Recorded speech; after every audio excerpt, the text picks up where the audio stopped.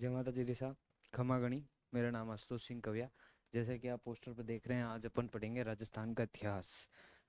राजस्थान का इतिहास पढ़ने से पहले मैं आपको इतिहास के बारे में कुछ बता दूं। इतिहास क्या होता है, ये सवाल कोई भी सब्जेक्ट पढ़ने से पहले आप अपने आप से पूछा कीजिए। चार क्वेश्चन होते हैं: व्हाट, वेयर, व्हेन और हाउ। कब, कहाँ, कैसे और क्यों। सबसे पहला सवाल, क्यों। आप ये सब्जेक्ट क्यों पढ़ रहे हैं, क्यों आपके लिए इम्पोर्टेंट है, क्या आपके लिए महत्वपूर्ण रखता है, क्या आप इससे क्या अचीव करना चाहते हैं, क्यों। इसका आंसर आप खुद ढूंढिए। फिर होता है कब, यानी किससे पढ़ना है, यानी अपने आप को अपना एक सोर्स फिक्स करना है, भटकना नहीं है ज़्यादा इधर उधर, एक सोर्स से पढ़ना है। कैसे, किस तरीके से आप इसका रिवीजन करेंगे, इसका क्या होगा कि इसका पैटर्न क्या होगा, क्योंकि इसको आप एक टाइम बार पढ़ के तो छोड़ नहीं सकते। इसको आपको बार बार देखना पड़ेगा, रिवाइज करना पड़ेगा। वो आपको निर्धारित करना है कि किस सब्जेक्ट को कितना टाइम देना है, कितना वेटेज देना है और कहाँ।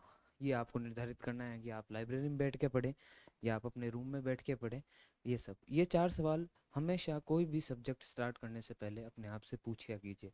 तो आज अपन पढ़ेंगे इतिहास। इतिहास क्या होता है?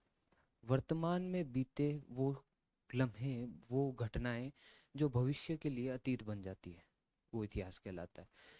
वो घटनाएं जो अपना कहीं ना कहीं रंग छोड़ के जाती है, कहीं ना कहीं अपना कुछ असर छोड़ के जाती है वर्तमान स्थिति को, चाहे वो राजनीतिक स्थिति पर हो, चाहे वो सामरिक स्थिति पर हो, चाहे वो भौगोलिक स्थिति पर हो कि भाई कल्चर पर वे में आपने कुछ किया है या फिर आपने ऐसा कुछ किया जिससे आप, चाहे वो रिवोल्ट मान लीजिए, चाहे वो सत्ता का स्थानांतरण या फिर तख्ता पलट होना, वो सब ऐसी ऐतिहासिक घटनाओं में आता है। इतिहास हमें बताता क्या है? मेनली इतिहास को हम किस लिए पढ़ते हैं? इतिहास हम को इसलिए पढ़ते हैं, इसका एक कारण यह भी है कि ये हमें बताता है कि वेयर डू वी बिलोंग, हम कहाँ से आए हैं, हमारी संस्कृति क्या है, हमारी सभ्यता क्या है, हमारे जीवन के मूल्य क्या हैं। और राजस्थान का इतिहास मैं कहूँ तो यह गलत नहीं होगा कि राजस्थान का इतिहास अपने आप में मानव सभ्यता के चरमोत्कर्ष को दिखाता है। जो ये बताता है कि मानव सभ्यता अपने चरमोत्कर्ष पर, अपने सबसे पीक पॉइंट पर कैसे मूल्य रखते हैं। यहाँ के प्रत्येक मनुष्य में जो सभ्यता, जो आप उसमें डिसिप्लिन बोल दीजिए, वो हम इतिहास में पढ़ते ही हैं। चाहे वो वीर हो, चाहे वो अपने माता पिता का सम्मान करना हो, दूसरे सभी भूमि को या जमीन को केवल जमीन का टुकड़ा ना मानकर अपनी माँ मानना, ये सब अपने को इतिहास में देखने को मिलता है। तो इस प्रकार अपन आज जो शुरू करने वाले हैं वो राजस्थान का इतिहास है। अपन पढ़ेंगे। मेनली राजस्थान का इतिहास तीन भागों में बांटा जाता है। There are three types of Rajasthan history. सबसे पहला टाइप होता है, वो होता है राजस्थान का प्राचीन इतिहास, प्राचीन राजस्थान का इतिहास। फिर होता है मध्यकालीन राजस्थान का इतिहास, एंड इन द लास्ट भी पढ़ेंगे जो आधुनिक राजस्थान का इतिहास। अब प्राचीन राजस्थान का इतिहास जब आप इंडियन के पर्सपेक्टिव से पढ़ते हो तो ये एक अपना एक अलग सेपरेट सब्जेक्ट लेके चलता है, अलग सेपरेट भाग लेके चलता है। राजस्थान के पर्सपेक्टिव में आप इतना नहीं पढ़ते, क्योंकि राजस्थान के पर्सपेक्टिव में आप देखते हैं कि आपको जो सिलेबस में जो लिखा हुआ है उस आधार पर कंप्लीट कंपटीशन एग्जाम में देखेंगे आपकी ज़्यादा इसका भाग दिया नहीं है। अपने को कुछ महत्वपूर्ण जानकारी होनी चाहिए प्राचीन राजस्थान के इतिहास के बारे में, यानी मानव जीवन का विकास कहाँ कब और कैसे हुआ, कैसे मानव ने अपना वर्तमान स्वरूप प्राप्त करने के लिए जतन किए, कैसे उन्होंने नदियों के सहारे अपना पालना बसाया। ड्यूरेंट कहते हैं कि नदियाँ सभ्यताओं का पालनाएं होती है, नदियों के सहारे अपन यहाँ बहुत सी सभ्यताएं विकसित होती देखेंगे, गणेश्वर देखेंगे, आहड़ देखेंगे। तो इस प्रकार कुछ महत्वपूर्ण केंद्र पढ़ेंगे, कालीबंगा हो गई, पीलीबंगा हो गई, गिल्लुंड हो गई, बागोर हो गई, इनके बारे में। ये बहुत छोटा पार्ट है, इन्हें हम 2 या 3 क्लासेस में अपने आप आरामी से हताई करता करता खत्म कर डाला। उसके बाद अपन देखते हैं मध्यकालीन राजस्थान का इतिहास। मध्यकालीन राजस्थान का इतिहास जो राजस्थान के प्रत्येक व्यक्ति को, राजस्थान के प्रत्येक नागरिक को अपने आप में गौरवान्वित महसूस कराता है। ये महसूस कराता है कि हमारे भूमि ने एक ऐसे लालों को, ऐसे पूतों को जन्म दिया है जो अपने आप में मिसाल हैं, इतिहास में अपना नाम स्वर्ण अक्षरों में दर्ज करके गए हैं। इसके बारे में हम वहाँ वंश पढ़ेंगे। जो 6 5 6 प्रकार के वंश हैं, चौहान हो गए, गोहिल हो गए, कच्छावा हो गए, राठौड़ हो गए, इनके बारे में अपन मेनली पढ़ेंगे। इनमें जिनमें अपन राजाओं की राजनीतिक उपलब्धियां और सांस्कृतिक उपलब्धियां पढ़ेंगे। मेनली सांस्कृतिक उपलब्धियां ज़्यादा पूछी जाती है एग्जाम प्रोस्पेक्टिव से। पहले जो थे, आप जब देखो कि जब से आरपीएससी ने 2013 के बाद ट्रेंड चेंज किया है, युद्ध पूछना कम कर दिया है। पहले 2013 से पहले युद्ध काफी पूछा करती थी कि मांगरोल का युद्ध कहाँ हुआ, हड़ौत हल्दी घाटी का युद्ध कहाँ। उसके 2013 के पश्चात जब अपन देखते हैं कि आरपीसी ने बड़ा बदलाव किया अपने आप में, तो उसने युद्ध की जगह सांस्कृतिक भाग को ज्यादा पकड़ा, कल्चरल भाग को। मिडाइवल हिस्ट्री में हम कल्चरल भाग से क्वेश्चन जो उठता है उसको हम कल्चर अलग सब्जेक्ट में भी पढ़ लेते हैं। अपन कल्चर भी पढ़ेंगे जिसमें आपको अलग अलग तरीके की लोक कलाएं, लोक नृत्य, कैसे रीति रिवाज थे अपने यहाँ, कैसे अपने यहाँ के रिचुअल्स थे, उनके बारे में भी पढ़ेंगे। तो वो अलग प्रोस्पेक्टिव में आता है। तो मिडाइवल हिस्ट्री से आप पूछें तो राजनीतिक उपलब्धियों से ज़्यादा सवाल नहीं पूछते अपन, सांस्कृतिक उपलब्धियों से ज़्यादा पूछते हैं। रचनाएं हो गई या फिर कोई भौगोलिक विशिष्टता जो अपन ने यहाँ बिल्ड, जो किले या फिर कुछ बावड़ियाँ ये बना दी, इनके बारे में ज़्यादा पूछते हैं। तत्पश्चात एट द एंड अपन पढ़ेंगे आधुनिक राजस्थान का इतिहास, जो होता है modern history of Rajasthan. Modern history of Rajasthan, India और राजस्थान की अपन देखते हैं अंग्रेजों के आगमन के पश्चात जो घटनाएं घटित हुई, जो ब्रिटिश इन्वेजन हुआ इंडिया में, उनके बाद जो घटनाएं घटित हुई, उसके बाद की जो घटनाएं हैं वो हम आधुनिक इतिहास में पढ़ते हैं। ठीक है। अब आप जब आधुनिक राजस्थान पढ़ते हैं, इसमें अलग अलग टॉपिक्स होते हैं। सबसे पहले भारत का प्रथम स्वतंत्रता संग्राम, या फिर हम उसे सैनिक विद्रोह के नाम से भी जानते हैं, 1857 की क्रांति।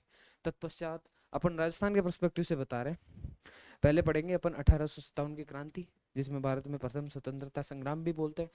और उसके बाद अपन पढ़ेंगे किसान आंदोलन, कैसे पीजेंट्स मूवमेंट, कैसे किसानों ने अपने हक की लड़ाई लड़ी, कैसे अंग्रेजों ने किसानों का शोषण किया, कैसे किसानों ने उनका मुंह तोड़ जवाब दिया, उसके बारे में। फिर अपन पढ़ेंगे जनजातीय आंदोलन।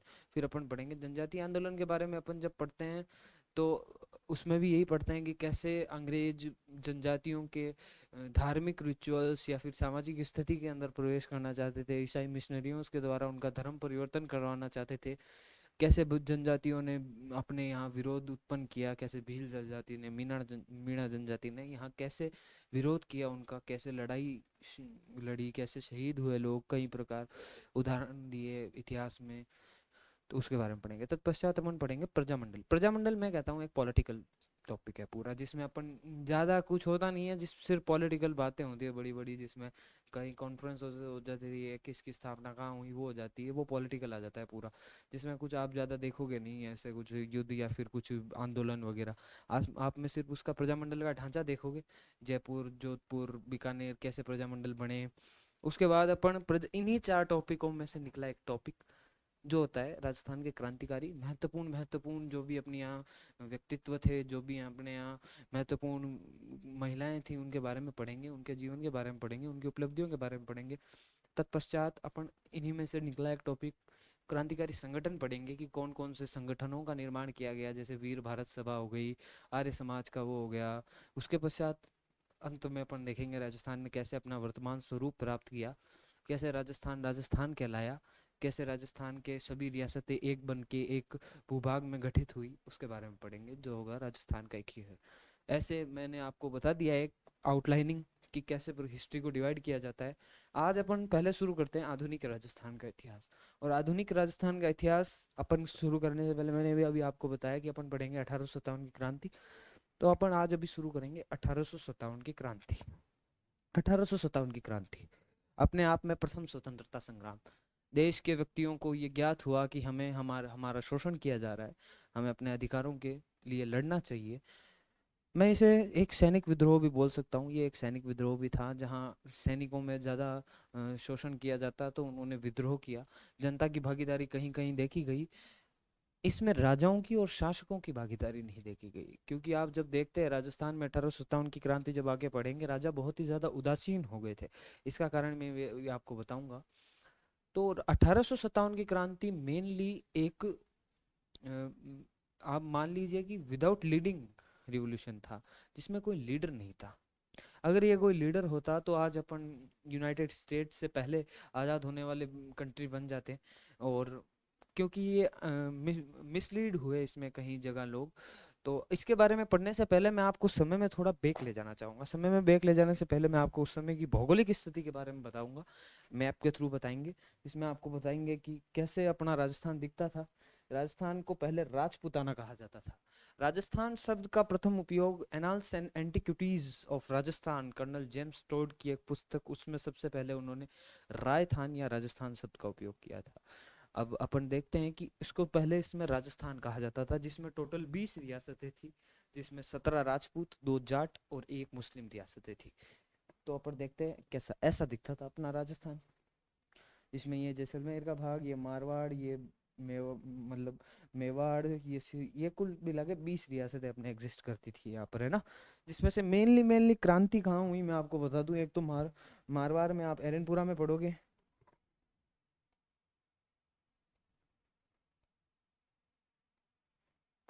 एरनपुरा में पढ़ोगे आप, फिर नसीराबाद में पढ़ोगे जो अजमेर के पास आ जाता है, और नसीराबाद में पढ़ने के बाद नीमच में पढ़ेंगे। तो यहाँ मेनली क्रांति हुई। इसका फर्स्ट मैं आपको पहले एक इंडिया के पर्सपेक्टिव से भी बता देता हूँ क्यों। इसका कारण अपन बाद में पढ़ेंगे। एक बार भौगोलिक स्थिति अपन ने देख ली, अब इसका मैं थोड़ा आपको समय में पीछे ले जाना चाहूंगा, बैक इन टाइम। समय पीछे जाएंगे, देखेंगे राजस्थान के राजा क्यों उदासीन हुए, राजस्थान के राजा ने क्यों आलस्य को साधा, क्यों उन्होंने क्रांति में बढ़ चढ़कर भाग नहीं लिया, क्यों राजस्थान की जनता और सैनिकों में ये विद्रोह की भावना जगी, ऐसा क्यों हुआ। इसका कारण देखने के लिए सर्वप्रथम अपन थोड़ा टाइम में पीछे जाते हैं। आप मेरी बात सुनिएगा थोड़ा, 5 मिनट। इसका कारण ये था, जब भारत में मुगल साम्राज्य अपने पतन की ओर बढ़ रहा था तो वो अराजकता, जब मुगल साम्राज्य के अंदर अराजकता फैली तो उससे राजस्थान भी अछूता ना था, राजस्थान में भी असर पड़ा। एक शक्ति की शक्तियां कम हुई, जो मुगल साम्राज्य इतने वर्ष से अपने पर अधिकार करे आया था, अपने का शोषण कर रहा आ रहा था, उसकी शक्तियां कम हुई। क्योंकि आप देखते हैं कि खिलजी के पश्चात मतलब औरंगजेब के पश्चात, सॉरी, औरंगजेब के पश्चात एक अनिरंकुश शासकों की एक लड़ी लग गई मुगल, तो वहां पे उनकी शक्तियां ज्यादा नहीं रही। तो राजस्थान के राजाओं को कुछ ठंडक पहुंची, कुछ आराम मिला, क्योंकि एक शक्तियों का विरोध जो विश्व अपन उनके द्वारा जो शोषण किया जा रहा था, उनके कल्चर के द्वारा अपने कल्चर को जो डिमोनेटाइज किया जा रहा था, वो थोड़ा कम हुआ। इतना अपने को हल्का आराम मिला ही था, दक्षिण भारत में एक नई शक्ति का उदय हुआ जो हम मराठा के नाम से जानते हैं। दक्षिण भारत में अपना आधिपत्य स्थापित करने के बाद मराठा उत्तर की ओर बढ़े, और उत्तर में उन्होंने अपने कार्य को सर्वप्रथम लूटपाट तक सीमित रखा। वो जाते लूट के और धन लेके वापस आ जाते। सर्वप्रथम राजस्थान में वो गतिविधि देखी गई तो 1711 के आसपास मंदसौर में देखी गई, जब आप देखते हैं कि मंदसौर में लूटपाट के पश्चात उदयपुर के राजा संग्राम सिंह, जयपुर में जयपुर के शासक और उस समय के मोहम्मद शाह मुगल बादशाह, उन्होंने आपस में बैठ के बैठक भी की थी, लेकिन उसका कुछ हुआ नहीं। ठीक है। इसके पश्चात मराठाओं की गतिविधि धीरे धीरे धीरे धीरे बढ़ती ही गई। मराठा ने सबसे पहले अपन राजस्थान मिडावल हिस्ट्री में पढ़ेंगे कि अपन देखते हैं 1734 का बूंदी का उत्तराधिकार संघर्ष, दलेल सिंह और उम्मेद सिंह, बुद्ध सिंह के दो पुत्र, जिनके मध्य ये बूंदी पर अधिकार को लेकर ये उत्तराधिकार संघर्ष लड़ा गया, जिसमें अपन देखते हैं कि दलेल सिंह का साथ, जिसमें अपन बूंदी के उत्तराधिकार संघर्ष में देखते हैं दलेल सिंह का साथ जयपुर के सवाई जय सिंह ने दिया, क्योंकि उनकी पुत्री कृष्णा कंवर का विवाह उनके साथ हुआ था, और उमेश सिंह का साथ उनकी पत्नी अमर कंवर दे रही थी, जिन्होंने मराठाओं की सहायता ली थी मल्हार राव होलकर की। तो मल्हार राव होलकर की जब उन्होंने सहायता ली, तो राजस्थान की आंतरिक राजनीति में मराठाओं का प्रथम प्रवेश इसी के द्वारा हुआ। अ, तब राजा मराठाओं ने अपना क्षेत्र फिर केवल लूटपाट तक सीमित नहीं रखा, वो आंतरिक राजनीतिक में भी भाग लेने लगे। धीरे धीरे आगे चल के उन्होंने आंतरिक राजनीतिक में कहीं ऐसे, जैसे 1732 में अपन देखते हैं मालवा पर जब आप सवाई जय सिंह वहाँ के सूबेदार होते हैं, तब उन्होंने 1732 में अधिकार कर लिया था और 28 परगने दिए गए थे। फिर उन्होंने 1735 में मारवा पर अधिकार वापस पुनः किया, और वहाँ पर केवल लूटपाट नहीं मचाई, पुनः अधिकार किया। उसके बाद अपन देखते हैं 1734 में हुआ हुरडा सम्मेलन। राजस्थान के राजाओं ने एकजुट होकर प्रयास किए कि अपन मराठाओं को थोड़ा पीछे धकेले, मराठाओं को लूटपाट से तंग आ चुके थे।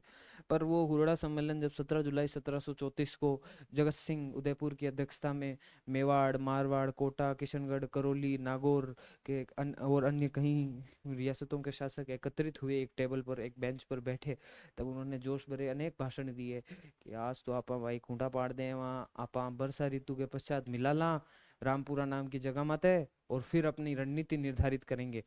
पर आपसी मतभेद, आपसी द्वेष के कारण ये सम्मेलन भी सफल नहीं हुआ। तो धीरे धीरे मराठाओं ने अपना शिकंजा बहुत टाइट कस लिया। मैं कह सकता हूँ कि 1761 से 91 तक मराठाओं का शिकंजा बहुत ही टाइट था।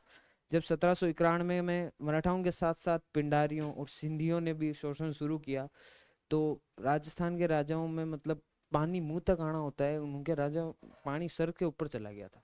धापचू क्या, काठाई, है ना। तो मैं तो चाहता था कि करें लारो छूटा। तब एक नई शक्ति जो भारत में अपना कदम जरा रही थी, ईस्ट इंडिया कंपनी के नाम से अंग्रेज आई। अपन देखते हैं जब लॉर्ड गवर्नर जनरल वेलेस्ली सहायक संधियों का सिलसिला चालू करते हैं, तो वो सहायक संधियों में उनको बाहरी सुरक्षा प्रदान करते हैं। और राजस्थान के राजाओं को उस समय सबसे ज्यादा वही चाहिए थी, ये लूट, जो मराठा सिंधी पिंडारी जो लूट लूट के जाते थे उनसे बचाओ। और अंग्रेजों की तरफ से भी अपन देखें तो उन्हें, हेस्टिंग्स जब आता है तो वो केवल व्यापार तक अपने आप को सीमित रखना नहीं चाहता, वो चाहता फिर कि अपन संपूर्ण भारत पर अधिकार करें, इस हिंदुस्तान पर पूरा अधिकार जमाए। तो वो भी चाहता था कि हिंदुस्तान पर अधिकार जमाए, और अगर आपको हिंदुस्तान पर अधिकार करना है तो राजपूताना, राजपूत जो भी रियासत है उन पर अधिकार करना बहुत ही महत्वपूर्ण हो जाता है। तो इसलिए यहाँ पर सहायक संधियों का कॉन्सेप्ट आया, यहाँ पर संधियां की गई। और 1803 में अपन देखते हैं सबसे पहले संधि की गई थी, जो भरतपुर और अलवर के द्वारा संधि की गई। राजाओं के द्वारा शर्त यही थी कि भाई अब मान्य तो बचा लो साहब, ढाप्योड़ा गाठा, है ना। तो उसके लिए राजस्थान के राजाओं ने संधियां की, और अंग्रेजों ने इसलिए की क्योंकि उन्हें संपूर्ण भारत पर अपना आधिपत्य स्थापित करना था। अब मैं संधि के कारण आपको बता चुका हूँ, अब मैं संधि की कुछ शर्तें आपको बता देता हूँ। तो शर्तें कुछ ऐसी थी कि राजस्थान की संधि की शर्तें आपको मैं बता दूं कि अंग्रेजों द्वारा कहा गया कि हम आपकी बाहरी आक्रमणों से सुरक्षा करेंगे, आपको अंग्रेजी आधिपत्य या फिर अंग्रेजी सर्वोच्चता आपको स्वीकार करनी पड़ेगी। राजा उनका ठीक है सर कर लांगा। फिर बात कि जो मराठाओं को आप लूटपाट देते थे, इतना हम आपसे नहीं लेंगे, आपको कुछ कर के रूप में, खिराज के रूप में पैसे हमको देने पड़े। ठीक सा ले लांगा, दे दांगा, और क्या है। और और कहीं बताओ, और आपकी इंटरनल पॉलिटिक्स में हम ध्यान नहीं देंगे, आपका मुद्दा है घर का मुद्दा है, घर में ही संभाल जो, लेकिन बाहरी जो भी निर्णय है वो हमारे से पूछ के लिए जाएंगे या फिर हम ही लेंगे। यानी विदेश नीति का निर्धारण अंग्रेज स्वयं करेंगे। और उसके पश्चात कि ठीक है, इसके लिए हम आपके यहाँ पर एक एजेंट नियुक्त करेंगे। अच्छा, एजेंट नियुक्त करो, वो कहीं करी, आपके जो बाहरी मुद्दे हैं, जैसे आपका बाहरी किसी रियासत के साथ युद्ध है, कोई भी आपके वहां पे, आपके ये देख लीजिए कोई भी कॉन्फ्लिक्ट है, उसको सॉल्व वो पॉलिटिकल एजेंट करेगा। हाँ, लेकिन ये इंटरनल पॉलिटिक्स में भाग नहीं देगा, पहले कह रहे हैं हम। चलो ठीक है साहब, नहीं दे अच्छो की बात है, माने तो ठीक ही है, माने तो ते सुरक्षा दे कौन दे, मराठा हूँ पिंडारी हूँ सिंधिया हूँ, नहीं वो हम पूरी देंगे, ठीक है। लेकिन आपको भी फिर, हमें कोई आता है हमारे पे, जो कोई आक्रमण करता है हमारे विरुद्ध, कोई नीति बनाता है, तो आपको सुरक्षा देनी पड़ेगी। कि हाँ हाँ, नहीं नहीं, जरूर साहब जरूर, आप मन बचा रहे हो तो मैं आपने बचाऊं क्यों को नहीं, है ना। तो ये ऐसे कर करके संधियों की शर्तें निर्धारित हुई। अब आप जब संधियों की शर्तें देखते हो तब आपको पता चलता है कि फिर राजस्थान के राजा आलसी क्यों नहीं बनेंगे, क्योंकि सब उन्हें मिल रहा था। अंग्रेज पूरी प्रशासन व्यवस्था संभालने लगे थे जी, धीरे धीरे जैसे जैसे राजस्थान के राजा उदासीन होते गए, पॉलिटिकल एजेंट ने आंतरिक राजनीति में भाग लेना शुरू किया, राजस्थान का और आलसी बढ़ गया। पड़े ही रहता 24 घंटा बिस्तर में, कहीं काम है अब, है। मखमल के बिस्तरों से उठे, मखमल के गलीचे पर पैर धरा, दास दासियां होती उदासीन तो बन जावा मैंने। तो इसके कारण अंग्रेजों ने फायदा उठाया, और अंग्रेज चाहते ही यही थे, क्योंकि अंग्रेजों ने जो संधियों की शर्तें रखी थी, आप देख सकते थे उनका माइंडसेट क्या था। क्योंकि देखो लो, मेनली अगर आपको हिंदुस्तान पर कब्जा करना है तो आपको लड़ना पड़ता। पर आप देखते हो कि युद्ध हुए थे, ऐसा नहीं है कि आप जब प्लासी के युद्ध देखते हो, आप बक्सर का युद्ध देखते हो, युद्ध हुए थे, लेकिन पूरे मेनली आप राजस्थान में तो देख लीजिए, किसी भी जगह अंग्रेजों ने अपना आधिपत्य स्थापित करने के लिए युद्ध नहीं किया। क्यों?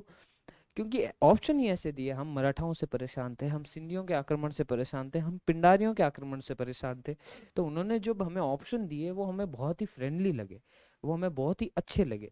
तत्पश्चात जब ये संधियां हुई तो उदासीन बन गए राजा, और पॉलिटिकल एजेंट उस समय की राजनीति में बहुत ही ज्यादा भाग लेने लगे, और भाग लेने लगे, धीरे धीरे अपना शिकंजा उन्होंने बहुत ही गहरा कर लिया। तो ये कारण था। मैंने आपको एक पृष्ठभूमि बताई कि भाई व्हाट इज द रीजन कि राजाओं ने अंग्रेजों की संधियां क्यों स्वीकार की, क्यों हमने अंग्रेजों की सर्वोच्चता स्वीकार की। क्यों? क्योंकि हम पे मराठाओं का, सिंधियों का, पिंडारियों का, इनका आक्रमण लगातार होता आ रहा था, ठीक है। अब उसके बाद सबसे पहले मैं आपको बता दूं कि आप देखते हैं ना,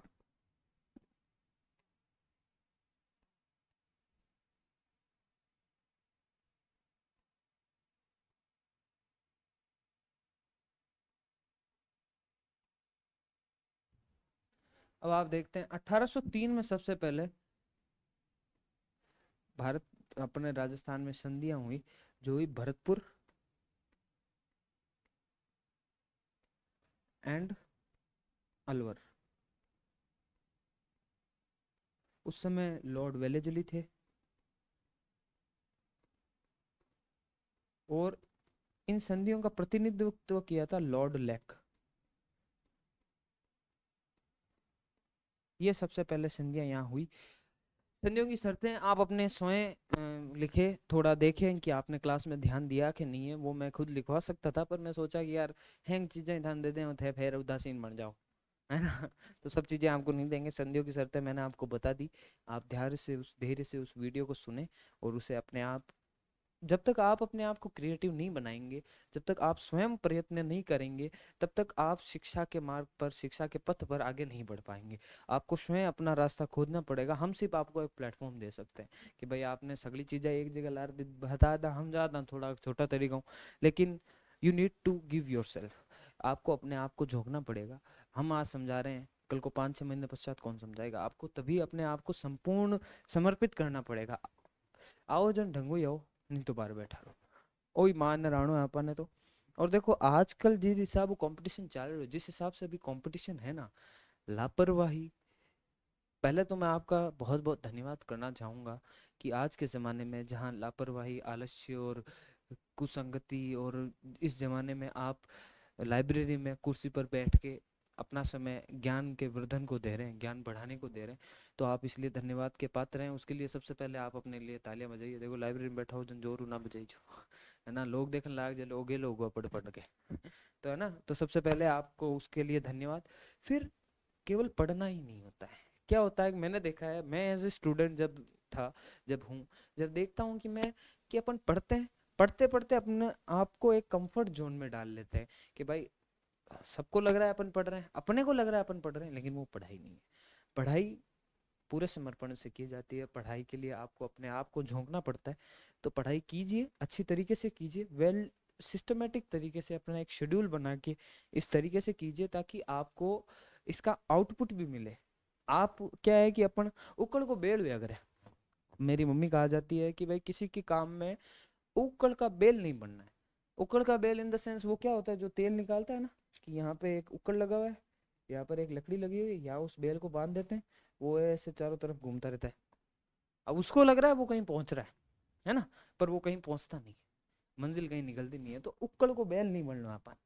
आपा ने अपन को काम एड़ी तरीकों करना है कि उसका आउटपुट भी मिले। तो इस तरीके से आप अपने आप खुद इनोवेशन कीजिए। बाकी कोई डाउट्स हो तो आप कमेंट्स में डाल दीजिएगा, मैं देख लेंगे, अगली क्लास में उसे सॉल्व कर लेंगे, है ना। तो अपन आगे चलते हैं। सबसे पहले आप देखो, पेन दिख तो रही है ना, हाँ दिखे। राइटिंग को थोड़ा देखो साहब, यही है आप राइटिंग तो यही चल रहा है। हाँ ठीक है, राइटिंग को थोड़ी खराब है, धीरे धीरे सुधरी, क्योंकि वो बोर्ड है ना, ये तो फ्रेंडली नहीं है अभी तक। क्या है कि ऑफलाइन जब आप पढ़ाते हो और ऑनलाइन जब आप पढ़ाते हो तो इतने अंतर होता है। और ये ऐप भी दूसरा है नोट्स का, तो इतना अभी ये फ्रेंडली नहीं है। धीरे धीरे भी है, समझ में तो आ ही रही है यार, इतनी खोजी भी होनी, है ना। तो आप राइटिंग देख लीजिए। बाकी आप देखा अभी तक अपने क्या देखा कि भाई 1803 में सबसे पहले भरतपुर और अलवर ने संधियां की। उसके बाद 1817 कोटा और करौली, और 1817-18 के आसपास सभी रियासतों ने, 1818 से आसपास, और सभी ने संधियां कर ली थी। एकमात्र सिरोही को छोड़ के जिसने 1823 में संधि की, सिरोही। यहाँ पे शिव सिंह जी शासक थे।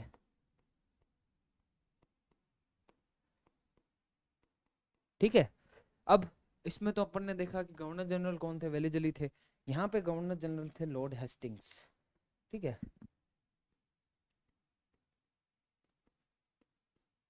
और यहाँ प्रतिनिधित्व उनका किया था चार्ल्स मैटकॉ। और उस समय वागड़ में जो संधियों का प्रतिनिधित्व किया था वो था जॉन मेलकम। ये तो अपन ने देख लिया, है ना। तो मैंने आपको एक चीज, ये तो मैंने, आप देख लो कि संधियां किस प्रकार स्टार्ट हुई थी, कहाँ कहाँ संधियां हुई थी। अब मैं आपको एक चीज बता रहा था, मैं आपको क्या बता रहा था, हाँ, मैं आपको ये बता रहा था। सबसे पहले तो अभी एक ये भाग मैं देखो बताना भूल को देखो आता है अपन क्रांति को इस तरीके से पढ़ेंगे। सबसे पहले अपन पृष्ठभूमि या प्रशासनिक स्थिति पढ़ेंगे। जो पृष्ठभूमि कैसे बनी, जो मैंने आपको भी समझाया ही है कि किस प्रकार अंग्रेजों ने अपना आधिपत्य स्थापित किया। अब उनके किस कारण क्रांति आई, उसके कारण अपन अलग से पढ़ेंगे कारण। उसके पश्चात घटनाएं पढ़ेंगे, क्या क्या घटनाएं घटित हुई। उसके बाद अन्य महत्वपूर्ण जो चीजें छूट जाएगी अलग तरीके से, वो उसमें पढ़ लेंगे। और उसके बाद अपन ये तो पूरा मेंस के पर्सपेक्टिव से, ये या तो आप अपने स्वयं विवेक से कीजिएगा, नहीं तो मैं थोड़ा हल्का फुल्का बैठ के बता दूंगा, क्योंकि ये मेंस के पर्सपेक्टिव से है। परिणाम अपन थोड़ा बहुत लिख लेंगे या फिर पढ़ लेंगे। इसके बाद बाकी असफलता के कारण ये सब मेंस का पर्सपेक्टिव है, ठीक है। इस प्रकार अपन इसको पढ़ेंगे। सबसे पहले पृष्ठभूमि या प्रशासनिक स्थिति देखेंगे कि शासनों में कैसी स्थिति थी, राजाओं में कैसी स्थिति थी, ठीक है। और उसके बाद अपन घटनाएं देखेंगे अन्य महत्वपूर्ण। और ये अपन पढ़ने के पश्चात मैंने आपको बताया था, हाँ ये चीज, ये देखो हुआ क्या था। संधि करने के पश्चात अंग्रेजों ने, जैसे ही संधि में अपन ने देखा कि अंग्रेजों ने एक शर्त रखी कि पॉलिटिकल एजेंट होगा, तो उन्होंने एक एजेंसी बनाई, राजपूताना एजेंसी। राजपूताना एजेंसी जिसका गठन 1817-18 के आसपास किया गया, ठीक है, जो 1948 तक चली, ठीक है। जो एजेंसी क्या करती थी, राज्यों के बाहरी या विदेशी मामलों को संभालती थी। उसके लिए उन्होंने क्या कहा, एक एजीजी होगा, सर्वोच्च पद के लिए एजीजी होगा। जो पहला एजीजी था वो था Abraham Lockett, agent to governor general. आप देखते हैं कि ईस्ट इंडिया कंपनी, उसका प्रतिनिधित्व भारत में कौन करता है, गवर्नर जनरल। गवर्नर जनरल के प्रतिनिधित्व कौन करता है, वो करता है AGG, agent to governor general. Agent to governor general 1832 में सबसे पहले अजमेर में इसका मुख्यालय स्थापित किया गया।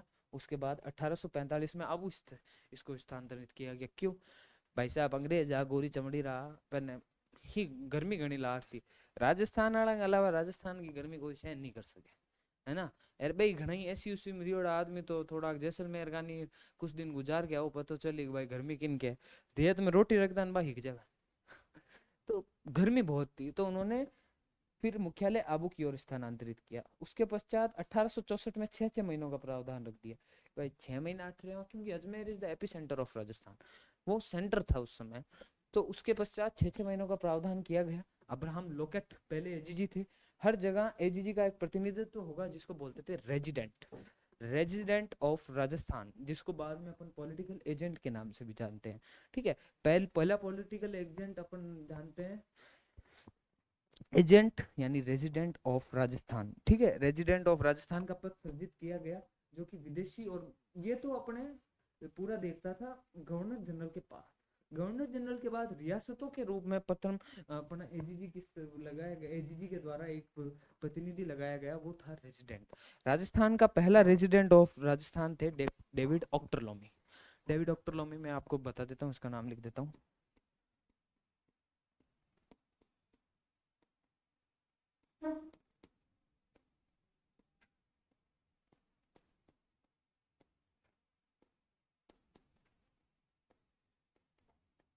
ठीक है, ये पहले अपने एजेंट मतलब पॉलिटिकल एजेंट थे। इनका कार्य क्या था, यानी राज्यों के विदेशी या बाहरी मामलों को देखना, ठीक है। फिर अपन देखते हैं,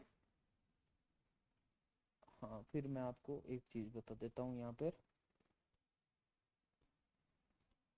अब उस समय वर्तमान में 1857 की क्रांति के दौरान अपने यहाँ प्रशासनिक व्यवस्था क्या थी, अपने एक ढांचा देख लिया, किस प्रकार गवर्नर जनरल एजीजी को अपॉइंट करता है, एजीजी किस प्रकार पॉलिटिकल एजेंट को नोटिफिकेशन देता है। तो उस प्रकार उस समय प्रशासनिक ढांचा, मैं आपको फोटो बताऊं थोड़ी सी, क्या फोटो देकर राजू जाओ। ये थी क्वीन विक्टोरिया जो इंग्लैंड में थी। ये थे पैट्रिक लॉरेंस जो राजस्थान में उस समय एजीजी थे। और ये फर्स्ट पॉलिटिकल एजेंट भी थे मेवाड़ के, है ना। ये है पैट्रिक लॉरेंस।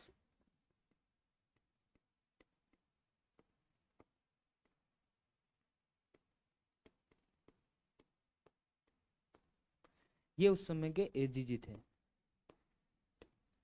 ठीक है। एजीजी ये थे और ये फर्स्ट पॉलिटिकल एजेंट भी थे, कहाँ के, मेवाड़ के। मतलब उस मतलब मेवाड़ के पॉलिटिकल एजेंट भी रह चुके हैं उससे पहले। और मेवाड़ के फर्स्ट पॉलिटिकल एजेंट तो थे कर्नल जेम्स टॉड।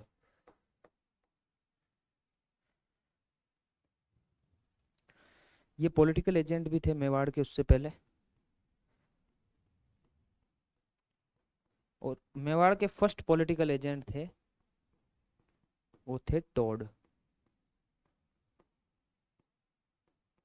ठीक है, ये और ये अपने कैनिंग, गवर्नर जनरल।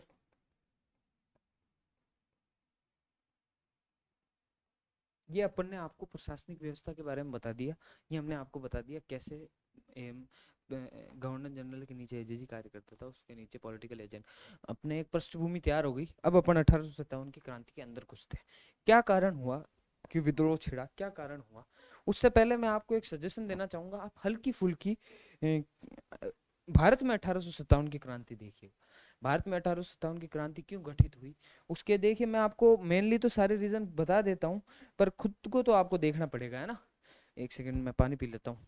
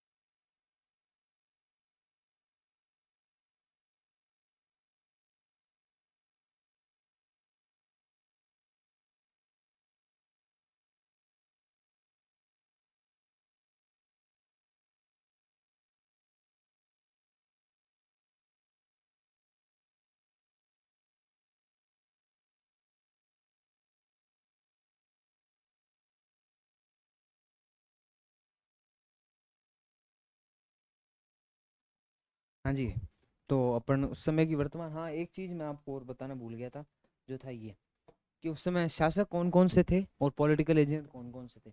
ये आप चीज नोट कर लीजिएगा, इसका स्क्रीनशॉट ले लीजिएगा। मैं थोड़ा साइड में हट जाता हूँ कि इसमें से याद रखने वाले, वैसे तो सारे याद रखने हो जाएंगे।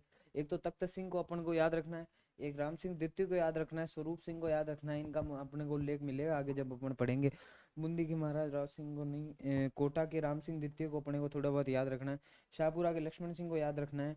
और उसके बाद जसवंत सिंह जी को याद रखना है। और शिव सिंह जी तो आपको याद रहेंगे ही। और एक वाजिदुल्ला, टोंक के नवाब वाजिदुल्ला। और ये जो दो कोष्टक में लिखे हुए हैं, इसका अर्थ ये है कि बन्ने सिंह उस समय पहले, मतलब बन्ने सिंह उस समय के तत्कालीन राजा थे। 1157 तक विनय सिंह थे, दोनों ही अंग्रेज समर्थक थे। ऐसी कोई बात नहीं है, दोनों की नीतियां, दोनों के शासन अंग्रेजों के लिए किए गया जाता था। इनमें से मेनली सभी के सभी, एक आप शाहपुरा के लक्ष्मण सिंह जी को छोड़ दीजिए, और सभी के सभी अंग्रेजों का समर्थन करते थे। ऐसा एक भी नहीं था जो अंग्रेजों का समर्थन नहीं करता है ना। और ये जरूर देख लीजिएगा, जयपुर में पॉलिटिकल एजेंट कौन था, वो थे विलियम ईडन। मारवाड़ में कौन था, मैक मैसन। और मेवाड़ में कौन था, सोवर्स। ये आप याद कीजिए, जयपुर में पॉलिटिकल एजेंट ईडन, जयपुर में पॉलिटिकल एजेंट ईडन। मेवाड़ में, मारवाड़ में पॉलिटिकल एजेंट तो था अपने मैक मैसन, मेवाड़ में पॉलिटिकल एजेंट सोवर्स। और कोटा में पॉलिटिकल एजेंट बर्टन। कोटा में पॉलिटिकल एजेंट कौन था, Burton Burton Burton Burton, Kota Burton. ऐसे याद की लीजिए ना। उसके बाद भरतपुर में मॉरिसन। ठीक है, और जेडी हॉल, ये थे अपने सिरोही में। ये पढ़ने के बाद अपन अब शुरू करते हैं। ये देखिए, ये मैं कह रहा था कि आप थोड़ा भारत की क्रांति कैसे घटित हुई उसके बारे में भी पढ़िएगा। पहले से तो मैं आपको बता देता हूँ, what is the reason of 1857 revolt in Rajasthan in India. ठीक है, उसका एक बड़ा बड़ा मैं आपको चित्र दे देता हूँ। कॉपी पेन लेर बेयर जो मैं लिखवाऊँ नहीं कारण। ठीक है, क्योंकि पहले हमारी एक राइटिंग खराब है, दूसरा आपको स्वयं कुछ करना है, जो मैंने अभी आपको समझाया था, है ना। तो अपन आपको समझाते हैं क्या, कि कैसे कारण क्या थे। अपन ने अभी तक पृष्ठभूमि में देखा कि अंग्रेजों ने कैसे अपना संधियां शुरू की, अंग्रेजों ने किस प्रकार अपने आप का वर्चस्व स्थापित किया, किस प्रकार राजाओं को उदासीन बनाया। फिर अपन देखते हैं कि जब अंग्रेजी सत्ता, हमने अंग्रेजों की सर्वोच्चता स्वीकार कर ली, जब हमने देखा कि अंग्रेज किस प्रकार अपने की मराठाओं से सहायता की, उसके पश्चात अंग्रेज चाहते थे सिंगंजा कसना। केवल व्यापार को ही नहीं, वो अपने राजनीति को भी एकदम अपने कब्जे में करना चाहते थे। तो उन्होंने धीरे धीरे ऐसी नीतियां बनाई। चाहे आप देख लीजिए, देखिए राजाओं को तो उन्होंने प्रिवी पर्स या फिर ये पेंशन वेंशन देके उदासीन बना ही दिया था, लेकिन उनको चाहिए था बदलाव अपने हिसाब से। तो जब उन्होंने बदलाव किया धीरे धीरे धीरे धीरे मराठाओं की, देखिए मराठाओं ने जल्दी बहुत की, मराठाओं ने पैर जमाने के प्रयास नहीं किए, लेकिन अंग्रेज ऐसा नहीं चाहते थे। कोई भी शक्ति अगर आपके ज्यादा साल तक उनको राज करना है तो सबसे पहले आपको उसके घरेलू मामलों के अंदर घुसना पड़ेगा, ना कि आपको पहले ऐसे दिखाना है कि हम लूट मार कर रहे हैं। ठीक है, मराठाओं की शक्तियों का दमन होने का कारण यही था। मराठा साम्राज्य की शक्तियों का दमन इसीलिए हुई क्योंकि उन्होंने सर्वप्रथम लूट मार से लेकर फिर सीधा ही आंतरिक प्रवेश किया, लेकिन अंग्रेजों ने धीरे धीरे धीरे धीरे अपने पैर जमाए।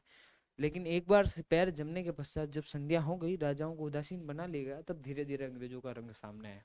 सबसे पहले तो अंग्रेज नई रियासतों का गठन करने लगे। जैसे 1806 में धौलपुर का गठन किया गया, 1817 में टोंक का गठन किया गया, 1838 में झालावाड़ का गठन किया। क्यों, वाई, ये सवाल आप अपने आप से पूछें या फिर मैं आपको इसका उत्तर बता दूं कि इसलिए क्योंकि राजाओं के पास एरिया बहुत बड़ा था। ठीक है, एरिया बहुत बड़ा था, इसलिए हमें उनको तोड़ना था, अंग्रेजों को उसको तोड़ना था। इसलिए उन्होंने एक अलग अलग रियासतें बनाई जिनको अपना एपिसेंटर बनाया, जिसको अपना, जहां वो अपनी सारी चीजें रखते। फिर अंग्रेजों ने नई सेनाओं का गठन किया। उसके लिए मैं आपको नई सेनाओं के बारे में बता देता हूँ।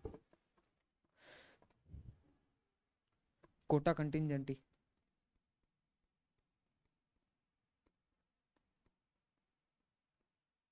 मेरवाड़ा बटालियन,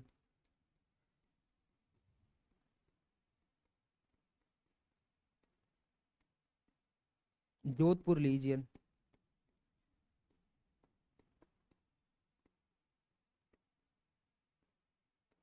शेखावटी ब्रिगेड,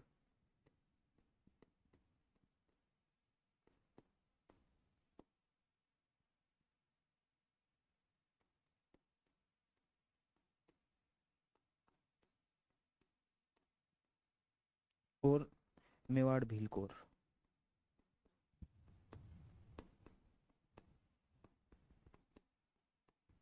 अब आप देखते हैं कोटा कंटिंजेंटी का था मेरवाड़ा बटालियन का अजमेर, जोधपुर लीजियन का एरनपुरा, शेखावटी ब्रिगेड का झुंझुनू, और मेवाड़ भील कोर का मेवाड़ उदयपुर। और ये इन्होंने नई नई बटालियन शुरू की, नई नई सेना की शुरू की, क्योंकि वो चाहते थे वर्चस्व जमाना। वो चाहते थे कि जब अपने, देखिए अंग्रेज पूर्वानुमानित था कि 57 की अंग्रेजों को पता चल गया था क्रांति गठन घटित होगी, तो इसलिए उन्होंने अपनी पहले से ही तैयारी कर ली थी, उनको दबा दिया गया था। तो उन्होंने अपनी सेनाएं बना ली थी। उसके पश्चात सामंतों के ऊपर बहुत असर पड़ा। सामंती व्यवस्था में अंग्रेजों ने मूल चूल परिवर्तन किए। सबसे पहले सामंतों के विशेषाधिकार समाप्त किए गए। उस समय सामंतों के पास विशेषाधिकार थे कर के रूप में। उस समय सामंतों के पास एक विशेषाधिकार था, कोई भी उनसे पूछे बिना दूसरी रियासत में जाके रहन बसेरा नहीं कर सकता, वो भी समाप्त कर दिया गया। सामंताओं की सेना भंग कर दी गई, इसलिए सामंत और जागीरदार उनसे बहुत ही खफा थे, उनसे बहुत ही गुस्सा थे।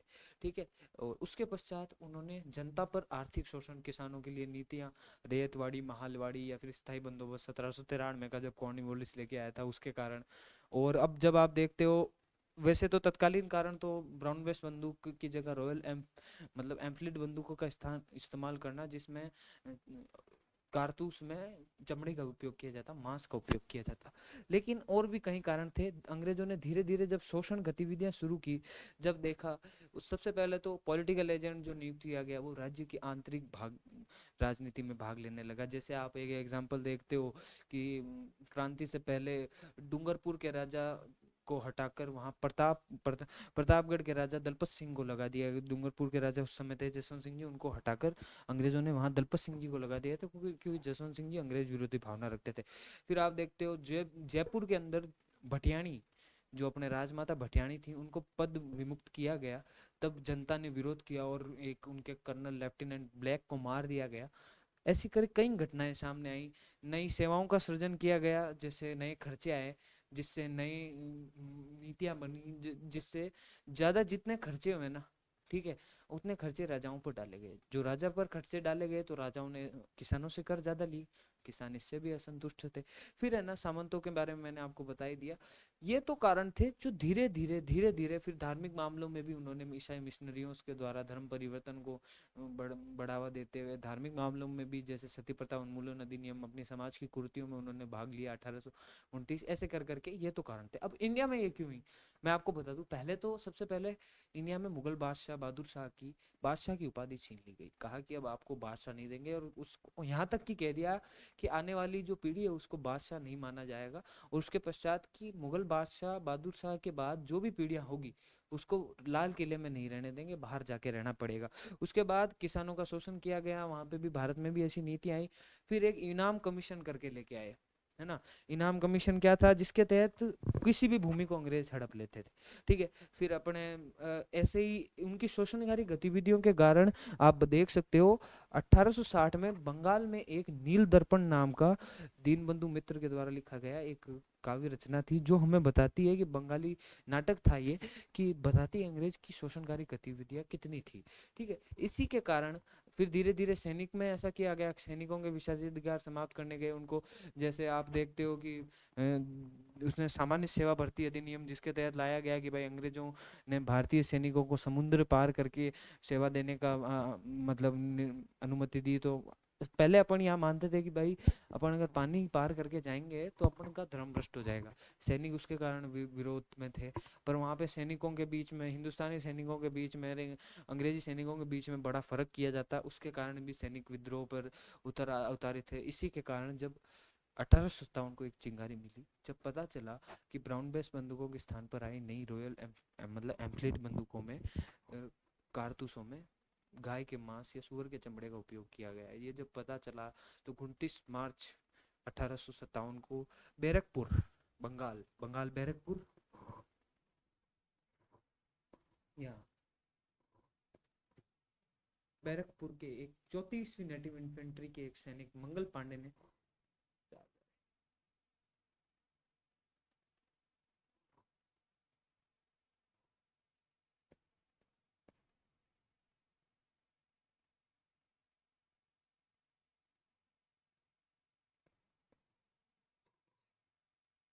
हाँ बंगाल के एक सैनिक, बैरकपुर के एक सैनिक, 34वीं नेटिव इन्फेंट्री के एक सैनिक मंगल पांडे ने विद्रोह की आग भड़का दी,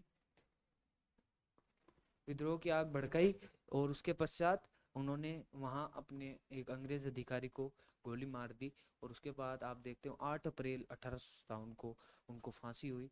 उनके बाद जो 34वीं नेटिव इन्फेंट्री थी, 9 मई 1857 में उन्होंने वो बंदूकें का इस्तेमाल करना भूल गए। वहाँ ऐसे सीन बना कि धीरे धीरे पता चला कि जब मंगल पांडे को फांसी दे दी जाएगी, जब मंगल पांडे को गिरफ्तार किया गया, उन्होंने गोली नहीं चलाई थी। पहले अपन कारणों में पढ़ते हैं उन्होंने गोली नहीं चलाई थी, उनसे गलती से गोली चल गई थी।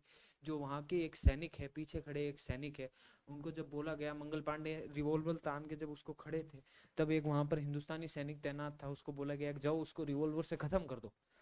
तो उसने मना कर दिया कि भाई ना, मैं कौन मारा, ना भाई, भाई मत गोली नहीं चलावा, भाई है आपा को, ठीक है। तब जब उसने मना किया, तब वो आगे ही बढ़ता गया सैनिक खुद, और मंगल पांडे से जब वो उसने पीछे वाले से धक्का दिया तो गोली चल गई और वो सामने वाला मर गया। तो वैसे तो ये कारण अपन पढ़ते नहीं है, मैंने तो यही पढ़ते हैं कि एक अंग्रेज अधिकारी की हत्या कर दी थी।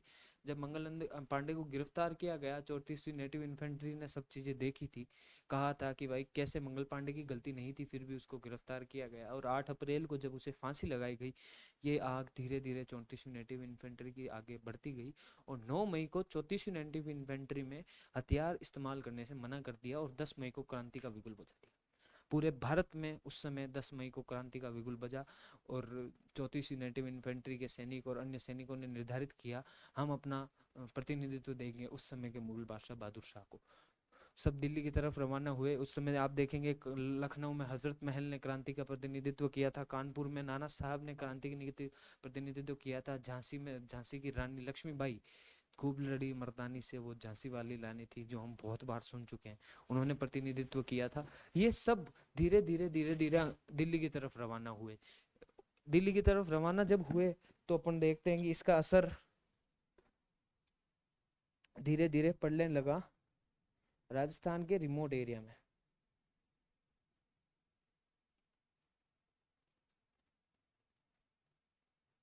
इसका असर धीरे धीरे यहाँ राजस्थान के रिमोट एरिया में बढ़ने लगा, तो सेनाओं में भी क्रांतियां होने लगी। एक सेकेंड है ना।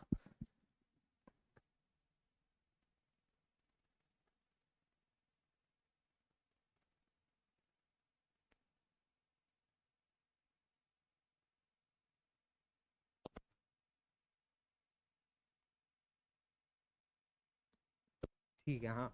तो जब अपन ने देखा कि ये यहाँ जब मेरठ में, दिल्ली में, ग्वालियर में, झांसी में, बरेली में, कानपुर में, लखनऊ में, अहमदाबाद, ये सब दिल्ली आना चाहते थे। इन सब ने निर्धारित किया कि अपना केंद्र यहाँ दिल्ली आके बहादुर शाह जफर को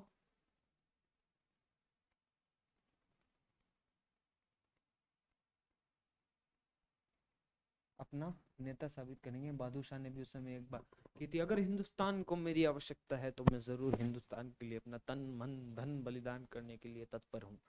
तो इन्होंने कह तो दिया था पहले। फिर जब ये बढ़े यहाँ पे तो इसका असर राजस्थान के रिमोट एरिया में भी दिखा। यहाँ पे भी जब आप देखते हो कि उस समय, पहले अपन एक कारण और पढ़ते हैं जी, उस समय जो साधु संत फकीर के भग्नावशेष में जो फकीर घूम रहे थे, उन्होंने भी ये बताया कि चमड़े की जो बात थी, कैसे मंगल पांडे को फांसी दी गई, वो उसके कारण राजस्थान के भी कई इलाकों में क्रांति के बिगुल बजे।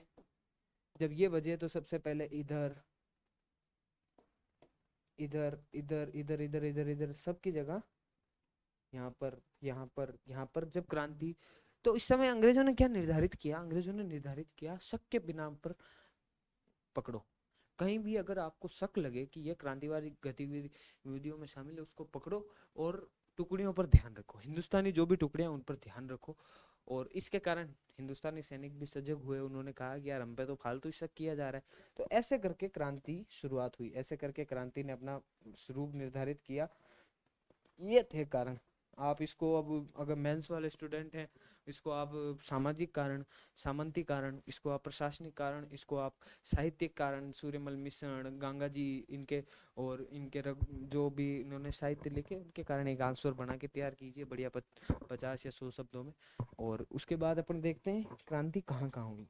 तो अपन ने क्या क्या पढ़ लिया, अपन ने पृष्ठभूमि पढ़ ली, कारण पढ़ लिए। अब अपन देखेंगे घटनाएं कहाँ कहाँ हुई, क्या क्या घटनाएं घटित हुई। सबसे पहले अपन देखते हैं तो मेनली उस समय 6 सैनिक छावनियां थी। उस समय अपने यहाँ 6 सैनिक छावनियां थी अंग्रेज की। नसीराबाद, नीमच, एरनपुरा, ब्यावर, देवली और खेरवाड़ा। नसीराबाद, नीमच, एरनपुरा, ब्यावर, देवली और खेरवाड़ा। एरनपुरा के बारे में मैं आपको फर्स्ट फन फैक्ट बताता हूँ। एक एरनपुरा का नाम एरनपुरा इसलिए पड़ा क्योंकि मेजर डाउनिंग की एक पत्नी, यहाँ के प्रतिनिधित्वकारी मेजर डाउनिंग की एक पत्नी जिनका नाम था एरिन, तो इसके लिए इसका नाम एरनपुरा रखा गया था। ठीक है। तो अपन देखते हैं यहाँ, जिसमें से देवली और ब्यावर में कोई क्रांति खेरवाड़ा में भी नहीं हुई थी। खेरवाड़ा में भील सैनिकों ने क्रांति की थी, लेकिन वहां पर फिर डूंगरपुर के शासक ने जाके क्रांति को दबा दिया था। ये अपन देखते हैं। तो सबसे पहले अपन पढ़ेंगे नसीराबाद में क्रांति का स्वरूप। नसीराबाद में क्या स्वरूप था।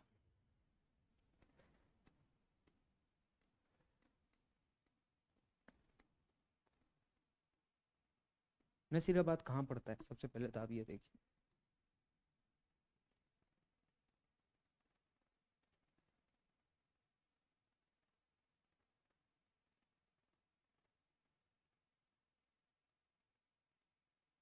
यहाँ नसीराबाद था अजमेर, यहाँ था ब्यावर।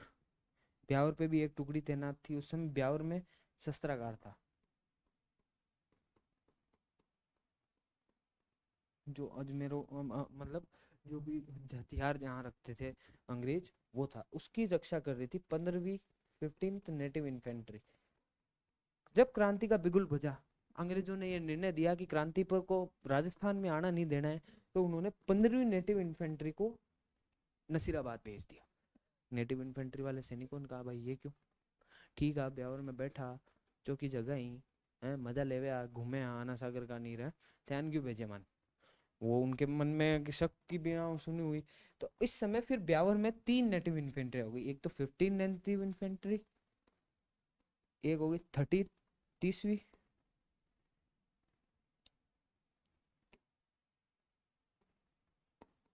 एक थी फर्स्ट बॉम्बे लांसर्स।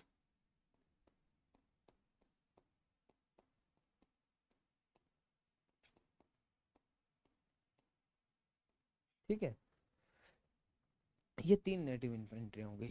जब अब इन दोनों नेटिव इन्फेंट्री को अंग्रेजों के द्वारा कहा गया कि देखो वो 15वीं नेटिव इन्फेंट्री आ रही है, वे मत ध्यान रहा जो थोड़ा लागे अबे अब बार फड़फड़ाहट करी, क्योंकि पूरा भारत में क्रांति चल रही है ना। तो जब इन्होंने इनके साथ स्ट्रेंज बर्ताव किया, इनको शक हुआ कि यार ये ऐसे कैसे बिहेव कर रहे हैं, फिर जो साधु संत फकीर के भग्नावशेष में आप देखते हैं, ठीक है, कि जो कह रहे थे क्रांति के बारे में बता रहे थे, तो इनको शक हो गया और फिर अंग्रेजों ने एक यूरोपियन बटालियन बुलाई आबू डिसा से, जो कि अजमेर के शस्त्रागार की तरफ बढ़ती जा रही थी। तो इनको पक्का शक हो गया कि ये अपने ऊपर शोषण करेंगे। और फिर इन्होंने क्या किया, इन्होंने सीधा वहां पर नसीराबाद के जो भी वहां पर शस्त्रागार था उसको पकड़ा और उसको जलाया, उस पर अधिकार कर लिया, तोप खाने पर अधिकार कर लिया, और वहां पर जो अधिकारी था, ठीक है, उसके तरफ चारों तरफ से जला दिया, ठीक है। वहां फिर ये क्रांति बढ़ने के बाद उन्होंने वहां क्रांति की, उनमें वहां पे दो तो अंग्रेज अधिकारी मारे गए, दो घायल हुए, और एक अंग्रेज अधिकारी था पैनी, जिसको हार्ट अटैक आ गया एक से।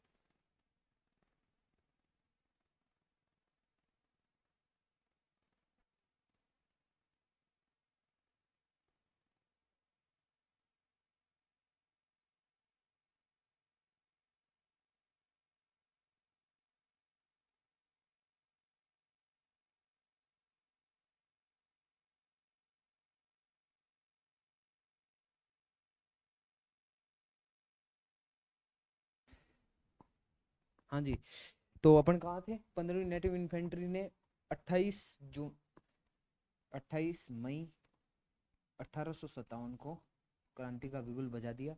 वहां पर दो अधिकारी की, लेफ्टिनेंट लॉक और हार्डी, वो तो घायल हो गए, और जो स्पॉटिश वुड और न्यूबेरी, एक तो स्पॉटिश वुड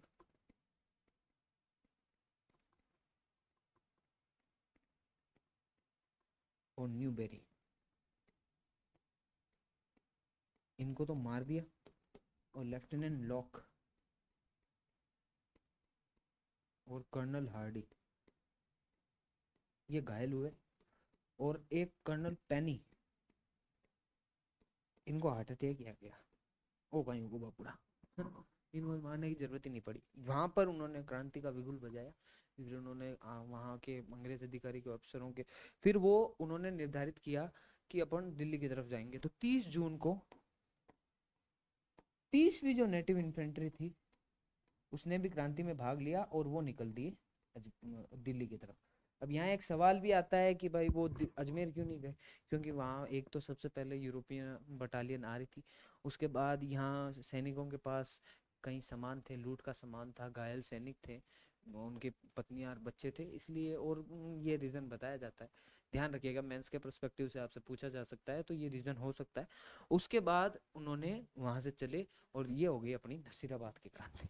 नसीराबाद में इतना ही घटित हुआ था। उसके बाद अपन देखते हैं, वैसे तो नसीराबाद का आपको 20 या 50 रोड्सों में एक क्वेश्चन बन सकता है, आप बताइएगा क्रांति का वर्तमान स्वरूप कहाँ निर्धारित किया गया। क्रांति का सबसे पहला बिगुल नसीराबाद में ही बजा था, और कोच ने बजाया था, 15वीं नेटिव इन्फेंट्री ने, ये अपने को ध्यान रखना है। फिर अपन पढ़ेंगे नीमच में क्रांति। नीमच में क्रांति क्या हुई, नीमच कहाँ है, सबसे पहले तो नीमच की स्थिति आपको बता दूं मैं।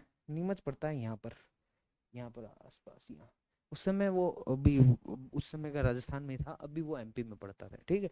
तो नीमच में क्या हुआ था, मोहम्मद अली बेग कर्नल एबोट थे वहाँ के सर्वोच्च अधिकारी, उन्होंने जब ये क्रांति का बिगुल बजा तो उन्होंने सबको बुलाया, इकट्ठा किया, सावधान की स्थिति में खड़ा किया, और सबको बोला, भाई हाँ, शपथ लो, सभी अंग्रेजी साम्राज्य के प्रति पूर्णतः वफादारी से अड़िग रहेंगे। सभी सैनिकों का, सभी अंग्रेज अधिकारी, सभी सैनिक अंग्रेजों के प्रति पूर्ण वफादारी से अड़िग रहेंगे। सभी अपने आप को भूलकर अंग्रेजों के लिए सेवा समर्पित करेंगे, सभी अपने आप को भूलकर अंग्रेजों के लिए सेवा समर्पित करेंगे।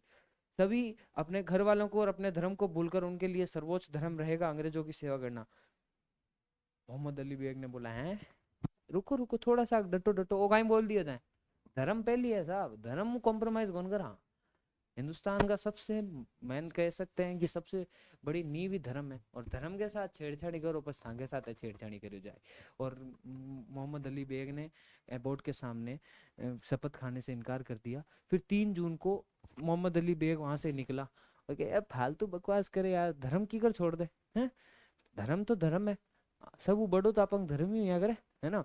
तब बैठे हीरा सिंह नाम को एक सैनिक को, वो मोहम्मद अली बेग ने देकर, ओ मुसलमान हूँ, आप धर्म के प्रति तो अड़िग रह सके, मैं तो हिंदू हाँ, सनातन धर्म हाँ, करो क्रांति।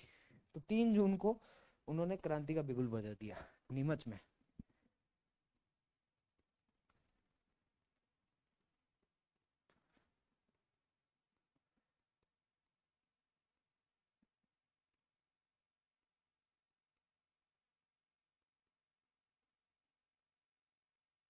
एबॉट के सामने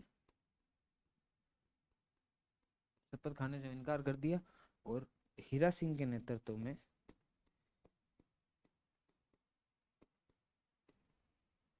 3 जून को क्रांति स्टार्ट हुई।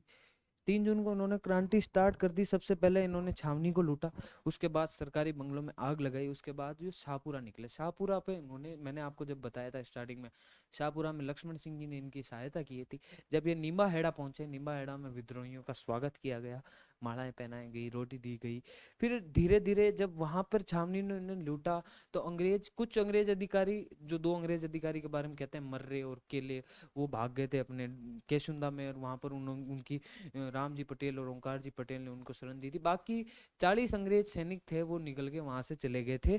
डूंगला नामक गांव में रघुराम नामक किसान ने उनकी सहायता की थी। फिर पॉलिटिकल एजेंट लॉरेंस के कहने पर पैट्रिक खुद आया, मतलब पैट्रिक के कहने पर सोवर्स उदयपुर वो गया, वहाँ नीमच में क्रांति को दबाया।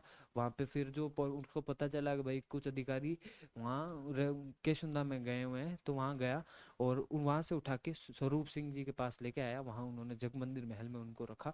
तो ये इस प्रकार नीमच में क्रांति का घटित हुआ था। अब अपन एक काम करेंगे, कल पढ़ेंगे। इतना बहुत है आज के लिए, बहुत ज़्यादा फैक्ट पढ़ लिए। आप इसको रिवाइज कीजिएगा, अपने आप के नोट्स बनाइएगा, ठीक है। और जो बचेगा अपन कल पढ़ेंगे आराम से, ठीक है। जय माता दी, खमा गणी, धन्यवाद।